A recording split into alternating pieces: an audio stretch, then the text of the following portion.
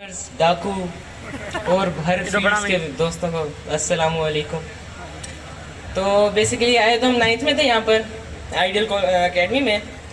तो first of all तो ये था कि मैं अपना एक्सपीरियंस बता रहा हूँ। तो थोड़ा सा अप्स एंड डाउन भी थे, मतलब मैं जब 9th में आया था न्यू तो अजीब सी बात है, मेरे पीछे लड़के लग गए थे। लड़कियाँ भी नहीं लगी, लड़के लग गए थे। और उनकी एक बात है, हमसे दोस्ती कर लो। फिर उसके बाद कोई कुदरत का करिश्मा हुआ, मेरे मुंह पे भी दाढ़ी आ गई।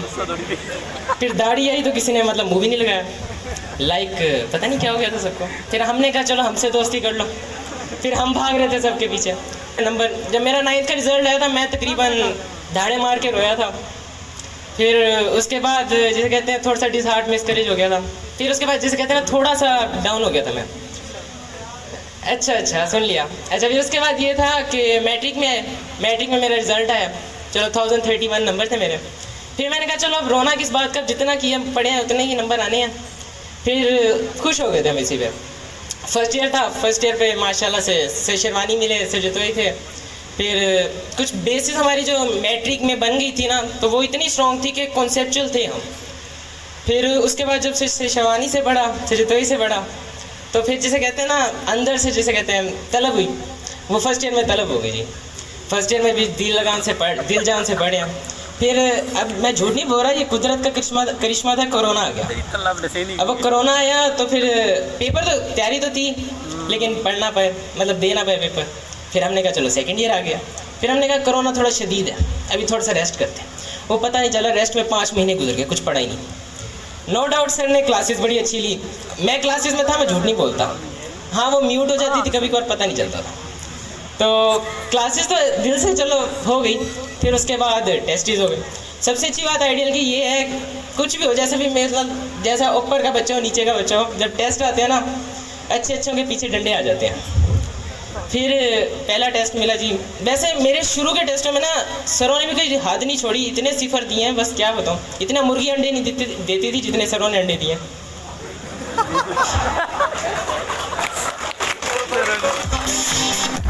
फिर उसके अलावा थोड़ा सा पढ़ा छड़ा कुछ था नहीं।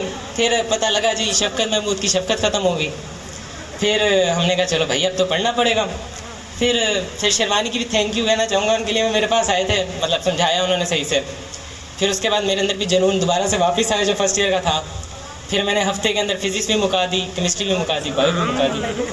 अब जितना होगा रिजल्ट जो आएगा वो तो हमारी मेहनत की बेस पे है। लेकिन देखो यार, आगे आप जिस फील्ड में भी जाओ, अब यहाँ हर बच्चे का ख्वाब जो होगा ना वो MD कैट का ही होगा। लिटरली मेरा भी अभी तक यही है। लेकिन a rolling stone gathers no moss, तो अगर डगमगाते रहोगे ना तो रह जाओगे वैसे। तो इस वजह से जहाँ एम है ना वहाँ कोशिश कर लो, एक दफ़ा कोशिश कर लो कि आप बन जाओगे। आप इस टाइम जहाँ मतलब आपका लेवल है ना, आप कर जाओगे। फिर उसके बाद ये कि अब जब अगर किसी का MD कैट नहीं होता, कोई दूसरी फील्ड में, अब जब बंदा दूसरी फील्ड में जाता है ना, वो उसका भी बेड़ा गर्क कर देता है। तो यार जिस फील्ड में भी जाओ, अपनी सिंसियरिटी से जाना, अपनी मेहनत से जाना। यूँ अगर मतलब जैसे कहते हैं ना पीछे रुलते जाओगे तो फिर रुल ही जाओगे। बाकी ये बड़ा अच्छा सेशन था यार, बड़े अच्छे दोस्त मिले। अबू बकर वगैरह जैसे दोस्त थे, राणे औरंगज़ेब जैसे दोस्त हैं। कुछ अच्छे क्राइम पार्टनर्स भी थे, कुछ गंदे भी थे, कुछ मीडियम भी थे, कुछ पढ़ाकू भी थे, कुछ नकल वाले भी थे। वैसे कहना तो नहीं चाहिए, लेकिन मैंने शीटें भी बदल कर नकल की थी। फिर ऐसी नकल भी की थी कि पकड़ा गया था। फिर उसके बाद सर आज़म भी थे, वो आ जाए नहीं है चलन। लेकिन ना ये था कि मोबाइल तो वैसे यार हर बच्चा लाता है इस कॉलेज में, वैसे मना है नहीं लाना चाहिए, लेकिन फिर भी लाते हैं। तो हम भी लाए थे एक दफ़ा। अब मोबाइल सामने था तो सर ले गए। अब सर मोबाइल ले गए तो सर जितोई के पास आ गया। अब सर जितोई का आप सबको पता है। फिर सर जितोई जब गुस्सा होता है, भाई तू यहाँ मोबाइल क्यों लाया, तुझे तो पता है मोबाइल कॉलेज में नहीं लाते। फिर मैं क्या करता, फिर मैंने कहा सर मजबूरी थी, लाना पड़ा, छोड़ दो इस बार, दे दो। फिर मैं असल में ना थोड़ा सा हर चीज़ कहते हैं ना डंडी मारने वाला स्टूडेंट हूँ।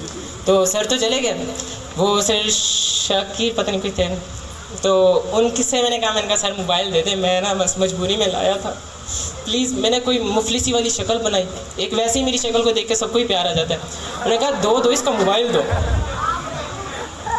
फिर उसके बाद यही कि यार अब इतनी बड़ी तकरीर तो नहीं करते ना, तकरीर है ये बातें ही ऐसे। बाकी सारे यार I love you so much, very very much. सरों का बहुत बहुत शुक्रिया, सर इकराम का भी बहुत शुक्रिया, हमेशा फीस लेते थे। एक दफ़ा डंडी मारने की कोशिश करो वैसे, फिर भी सर की हिम्मतें निकलवा लेते थे।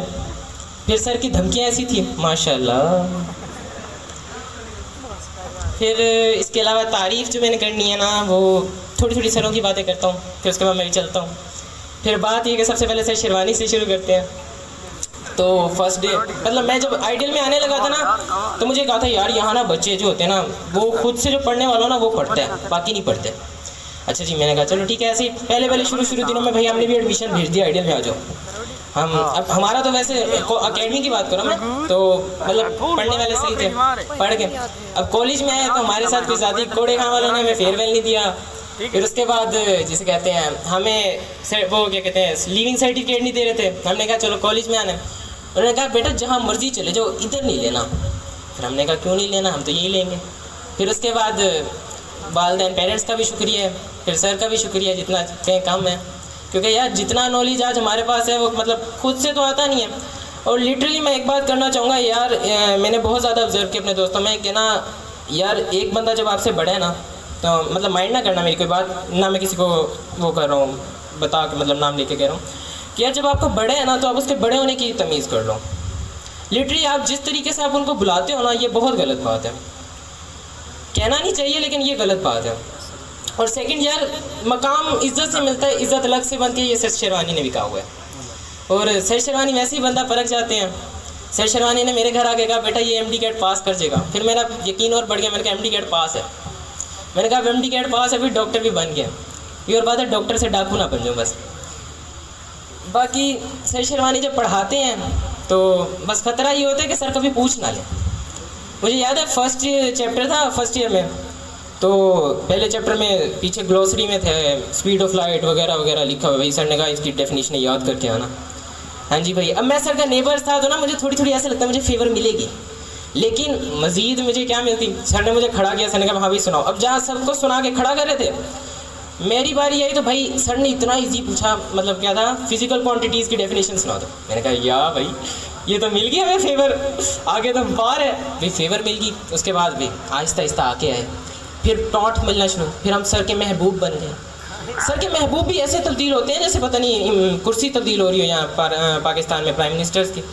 पहले हसन रशीद, यूसुफ इजाज, फिर मैं। सर अब आगे बताएं कौन कौन। फिर उसके बाद हम बात करेंगे सर जतोई की। अब यार लिटरली सर जतोई जैसे ग्रेट बंदे कोई नहीं है। आप मेरी बात का बिलीव करें, कोई नहीं है।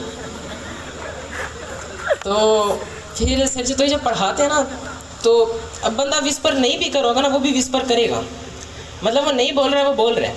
और फिर सर जो पूछेंगे तू सो रहा है, तू सो रहा है, तू मेरी बात मान, तू सो रहा है।